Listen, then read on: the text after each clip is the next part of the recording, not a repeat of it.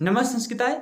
प्रिय मित्रों, इस वीडियो में हम लेकर के आए हैं 7वीं कक्षा हेतु वसंत हिंदी का दूसरा पाठ, जिसका नाम है दादी माँ। यह पाठ शिव प्रसाद सिंह जी द्वारा लिखित है। इस पाठ में उन्होंने दर्शाया है कि किस तरीके से हमें हमारे घर में जो बड़े बुजुर्ग होते हैं वो हमारी मदद करते हैं और उनकी हमें कितनी आवश्यकता होती है। और हमारे घर के जो बड़े बुजुर्ग होते हैं उन वो अपनी परवाह उतनी नहीं करते हैं जितनी कि बच्चों की परवाह करते हैं। साथ ही उन्होंने बुजुर्गों के अर्थात जो वृद्ध लोग हैं उनके महत्व को पाठ में बताया है। इसलिए हमें अपने से बड़ों का हमेशा सम्मान करना चाहिए, आदर करना चाहिए और उनके साथ अनुशासन के साथ व्यवहार करना चाहिए। तो चलिए शुरू करते हैं पाठ को, दादी माँ पाठ को। क्या इसमें लेखक क्या कह रहे हैं? कमजोरी ही है अपनी, पर सच तो यह है कि जरा सी कठिनाई पड़ते बीसों गर्मी, बरसात और वसंत देखने के बाद भी मेरा मन सदा नहीं तो प्रायः अनमना सा हो जाता है। अर्थात लेखक कह रहे हैं कि इतनी सारी कठिनाइयाँ पड़ते, गर्मी हो, बरसात हो, वसंत हो, उसके बाद भी मेरा मन अनमना सा ही रहता। मेरे शुभ चिंतक मित्र मुँह पर मुझे प्रसन्न करने के लिए आने वाली छुट्टियों की सूचना देते हैं। मेरे जो और शुभ चिंतक मित्र हैं वो मुझे खुश करने के लिए छुट्टियों की सूचना देते हैं कि ताकि मैं छुट्टियों में घर जाऊं और खुश रहूं। और पीठ पीछे मुझे कमज़ोर और जरा सी प्रतिकूलता से घबराने वाला कहकर मेरा मजाक उड़ाते हैं। और पीठ पीछे क्या कहते हैं कि वो तो कमज़ोर है, वो तो थोड़ी थोड़ी बातों में घबरा जाता है, इसलिए वो ऐसे कह करके मेरा मजाक उड़ाते हैं। मैं सोचता हूँ अच्छा अब कभी उन बातों को न सोचूंगा। और मैं सोचता हूँ कि चलो छोड़ो, उन बातों को सोचूंगा ही नहीं, चाहे वो मेरा मजाक उड़ाए चाहे कुछ हो, मैं उन बातों को नहीं सोचूंगा। ठीक है, जाने दो, सोचने से होता ही क्या है। पर बरबस मेरी आंखों के सामने शरद की शीत किरणों के समान स्वच्छ शीतल किसी की धुंधली छाया नाच उठती है।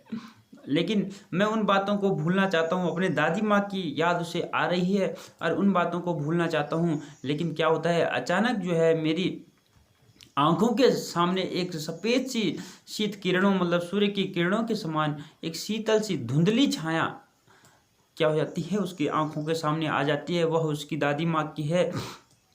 मुझे लगता है जैसे क्वार के दिन आ गए हैं, जैसे उसकी दादी माँ की जो छाया उसके आंखों में दिखाई दे रही है, अर्थात उसे दादी माँ की याद आ रही है, उसे क्वार के दिन याद आ रहे हैं। क्वार अर्थात आश्विन का महीना जो होता है वह क्वार का महीना होता है, उस महीने की उसे याद आ रही है।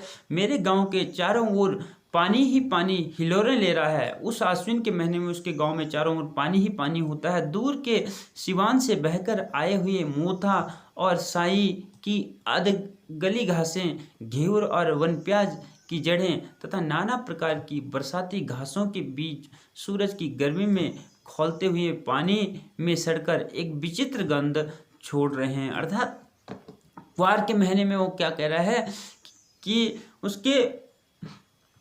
उसको लग रहा है कि क्वार के दिन आ गए हैं और उसके गांव के चारों ओर पानी ही पानी बह रहा है। और दूर के सिवान से बहकर, सिवान जहाँ पर पानी इकट्ठा होता है वहाँ पर जो है हल्का हल्का सा हरा हरा सा एक जो है सिवान सा बन जाता है, घास सा बन जाता है पानी के ऊपर में। तो वो बरसात के महीने में जब ज़्यादा बारिश हो जाती है तो तालाब या रुका हुआ पानी इधर उधर बह जाता है, तो वही बह करके और उसके साथ में मोथा साई की अधगली घासें, ये भी एक जो है बरसाती घासें होती है। घेवर और वन प्याज की जड़ें, और घेवर वन प्याज ये जो है ये भी अलग घास होते हैं। तो जंगली प्याज जिसको कहते हैं, वन प्याज मतलब जंगली प्याज, उसकी जड़ें तथा नाना प्रकार की बरसाती घासों के बीच और अनेक प्रकार की बरसाती घासों के बीच सूरज की गर्मी में खौलते हुए पानी में सड़कर एक विचित्र गंध छोड़ देते हैं। उसमें क्या होता है कि चारों तरफ वो फैल जाते हैं और दूसरे ही दिन धूप होती है तो वो उस धूप की गर्मी से, उस सूरज की गर्मी से क्या हो जाते हैं, गंध छोड़ना शुरू कर देते हैं, अर्थात महकना शुरू कर देते हैं, जिससे चारों ओर जो है उनकी दुर्गंध आती है। ये क्वार के महीने की बात कर रहे हैं। रास्तों में कीचड़ सूख गया है और गांव के लड़के किनारों पर झाग भरे जलाशयों में धमाके से कूद रहे हैं। और जब धूप पड़ती है तो कीचड़, पानी सूख कर कीचड़ बन जाता है।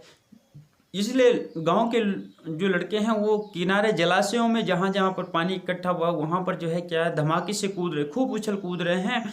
अपने अपने मौसम की अपनी अपनी बातें होती है। ये लेखक सोच रहा है कि अपना अपना जो मौसम होता है, मौसम जैसे जैसे बदलता है उसकी कुछ न कुछ खासियत होती ही है। आषाढ़ में आम और जामुन न मिले चिंता नहीं। आषाढ़ के महीने आम नहीं मिले, जामुन भी नहीं मिले तो कोई बात नहीं। अगहन में चिवड़ा और गुड़ न मिले कोई बात नहीं। अगहन अर्थात मार्क्सिस का महीना, मार्क्सिस के महीने में चूड़ा और गुड़ ना मिले तब भी कोई बात नहीं है, कोई दुख नहीं। चैत के दिनों में लाई के साथ गुड़ न मिले तब भी कोई बात नहीं, कि पट्टी न मिले तब भी कोई दिक्कत नहीं। ऐसा ऐसा लेखक कह रहे हैं।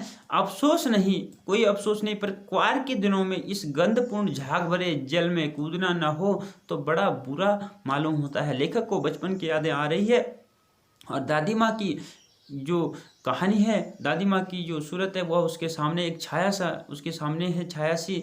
तो वो क्या कह रहा है, क्वार के दिनों में सब कुछ मैं सहन कर लूँगा, कुछ न मिले तो सहन कर लूँगा, लेकिन आश्विन के मास में, महीने में यदि वो गंधपूर्ण, जिसमें वो दुर्गंध सी आती है, वो झाग भरे जल में कूदे ना तो बड़ा बुरा मालूम होता है, उसमें कूदना बड़ा ही अच्छा लगता है।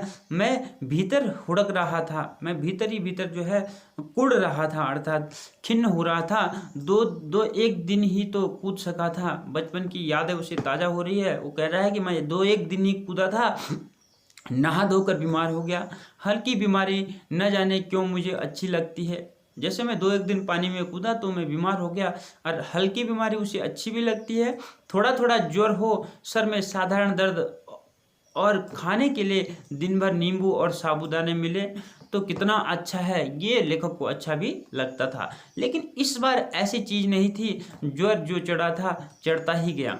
और इस बार क्या हुआ, इस बार मुझे जो बुखार आया था वह बुखार मेरा रुका नहीं, वह बुखार मेरा दिनों दिन बढ़ता ही गया। रजाई पर रजाई और उतरा रात 12 बजे की बात, और मैंने रजाई पर रजाई ओढ़ी, तब भी जो है वो रात 12 बजे के बाद ही मेरा बुखार उतरा।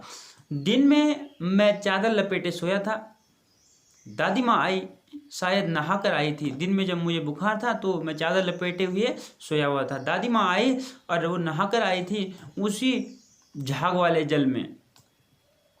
पतले दुबले स्नेह सने शरीर पर सफ़ेद किनारी हीन धोती, सन से सफ़ेद बालों के सिरों पर सद्यह टपके हुए जल की शीतलता, अर्थात मानो ऐसी लग रही थी दादी माँ कि अभी जो है वो नहा कर के आए हो किसी बारिश में, या कहीं जो है कूद करके आए हो, क्योंकि उनके शरीर पर जो है, उनके सिरों पर जो है तुरंत जल्दी से टपके हुए जो छोटे छोटे बूंद है पानी के वो दिखाई दे रहे हैं। सद्यह मतलब अभी ताज़े ताज़े, तो वो पानी की बूंद उनके सिर पर दिखाई दे रही थी। आते ही उन्होंने सर पेट छुए, आते उन्होंने मेरा सर छुआ और पेट भी छुआ। आंचल की गांठ खोल किसी अदृश्य शक्तिधारी के चबूतरे की मिट्टी मुंह में डाली। उन्होंने जो है अपने आंचल, अपने गोदी में, अपने कपड़े में कुछ बांधा हुआ था उसको खोला और किसी चबूतरे की मिट्टी उन्होंने क्या करी, उसके मुंह में डाली दादी ने, और माथे पर भी लगाया, और माथे पर भी लगाई।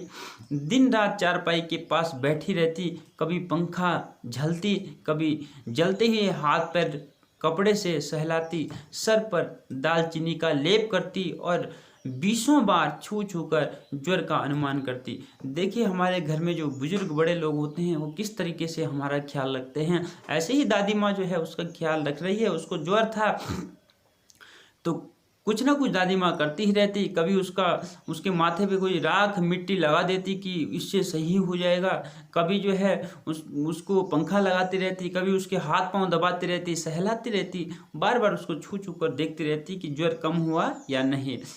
हांडी में पानी आया कि नहीं, उस पीपल की छाल से छौंका कि नहीं, खिचड़ी में मूंग की दाल एकदम मिल तो गई है, कोई बीमार के घर में सीधे बाहर से आकर तो नहीं चला गया, आदि लाखों प्रश्न पूछ पूछ कर घर वालों को परेशान कर देती।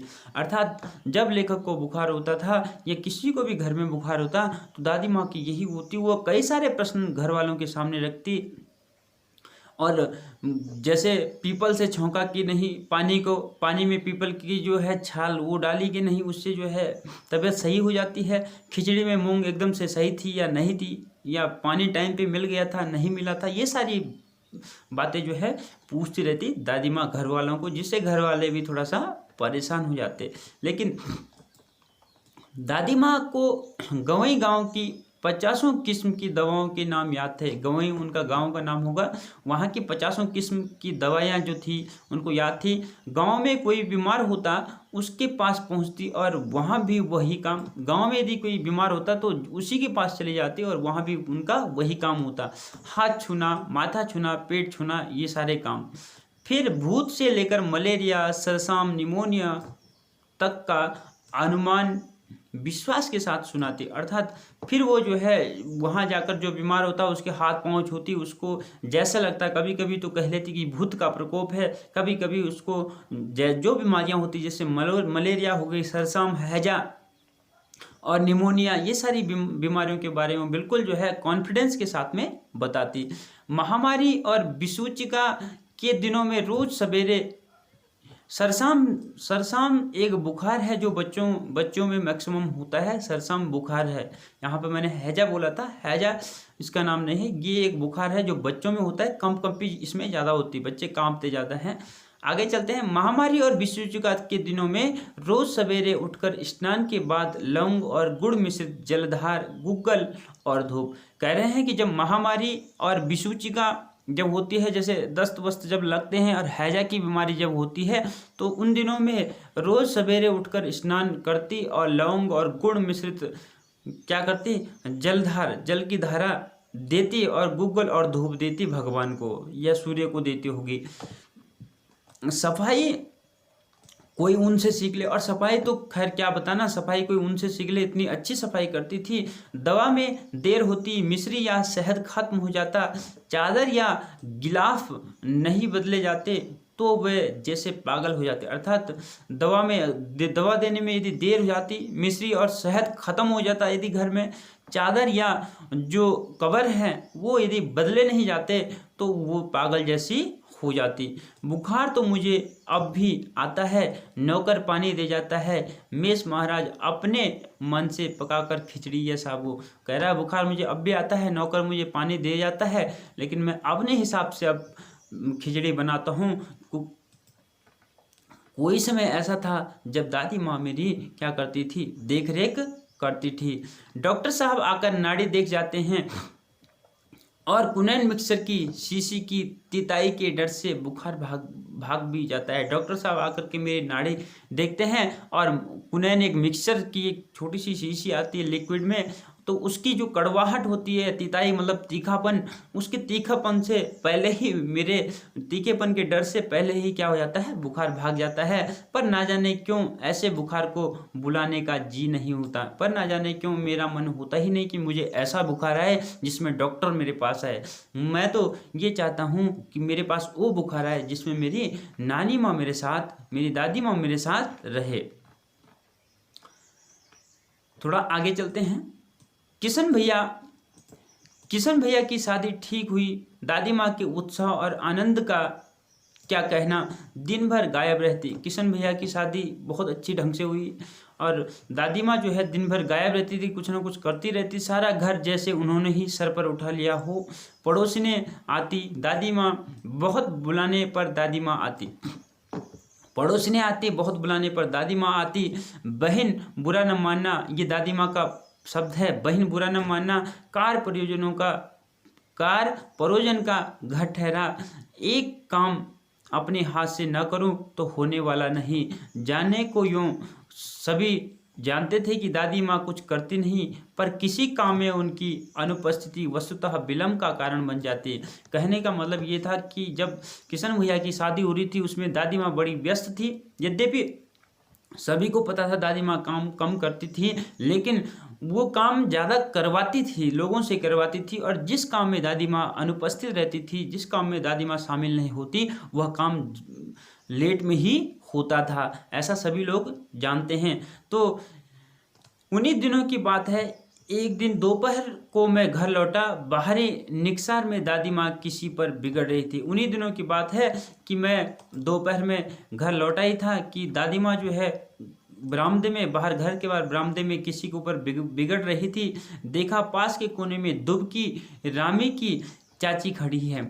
मैंने देखा कि पास ही के कोने में जो है दुबकी हुई सी, झुकी हुई सी रामी की चाची खड़ी है और दादी क्या कर रही है, सोना होगा धन्ना, रुपए में सूद के आज दे दे, ब्याज के सहित रुपए दे दे, तेरी आंख में तो शर्म है नहीं, मांगने के समय कैसी आई थी, पैरों पर नाग रगड़ती फिरी, किसी ने एक पाई भी न दी, अब लगी है आजकल करने, फसल में दूंगी, फसल में दूंगी, अब क्या तेरी खातिर दूसरी फसल कटेगी। कहने का मतलब यह है कि दादी माँ जो है रामी की चाची को ये सारी बातें सुना रही है। रामी की चाची ने दादी माँ से रुपए लिए थे, तो उन्हीं बातों को जो है दादी माँ रुपए जैसे मांगती थी, तो रामी की चाची बार बार कहती कि फसल में दूंगी, फसल में दूंगी। तो दादी माँ कह रही है अब क्या तेरी खातिर दूसरी फसल कटेगी, अर्थात फसल कटती गई, दूसरा सीजन आया उसमें भी कटती गई, लेकिन रामी की चाची ने दादी माँ के पैसे नहीं लौटाए। इसी पर दादी माँ बिगड़ रही थी और रामी की चाची को सुना रही थी। तो प्यारे बच्चों, प्यारे छात्रों, प्यारे मित्रों, इस वीडियो में हम यहीं पर विराम देंगे इस कहानी को, क्योंकि समय कम है और कहानी लंबी हो जाएगी। इसका जो अगला भाग होगा उसमें हम कहानी को पूरा भी करेंगे और साथ ही आपका जो अभ्यास कार्य है उसको भी पूरा करेंगे। चलिए मिलते हैं आपसे दूसरी वीडियो में दूसरे भाग के साथ, तब तक के लिए नमस्कार, धन्यवाद।